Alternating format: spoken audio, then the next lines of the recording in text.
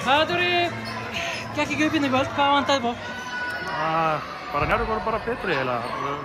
Við náðum ekki að opna völlinn eins og við viljum oft gera. Kannski hefur eitthvað að gera með, ég held að bara Greifan hendi okkur ekkert óalega vel stuttum milli og náðum kannski að keyra upp tempóið og þær voru greinilega bara tilbúin fyrir það. En örfá skot hér og það með mátt þetta betur og frákastabaráttan var alltaf bara klárlega unnin á þeim, þannig að það er svona þessi helsti munur. Við settir þetta upp svona fyrir kvöldið. Það er náttúrulega kannski erfitt að lesa í liðin svona í byrjun móts. Já, sko, mér fannst alveg okkar plan alveg sko varnarlega ganga alveg þangað til við ættum að taka frákast sko. Ég meina, kaninn hjá þeim sem er búin að vera gjörsamlega frábær og virkilega góð er skugginn að sjálfur sér í kvöldtótti, held hún endi með 17 stig, en það er úr helling og tilraunum, en hún alltaf bjargar sér mikið með að vera ógeðslega góð frákastari.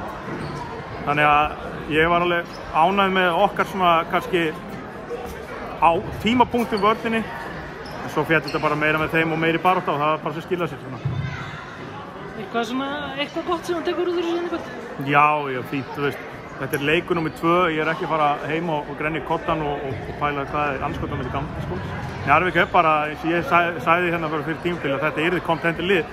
Þetta er bara með 3 mjög örgu útlendinga ofan í mjög efnilega og góðan kjarna hérna, þannig að þetta er bara, við tökum helling á góðan punktum út úr þessu og höldum bara áfram með næsta leik. Höldum áfram að reyna að vinna stig og skiptir þetta máli hverju stöndum ef við komumst í úrslitakeppnina. Glæsilegt, takk fyrir þetta, vinur. Takk hérlega.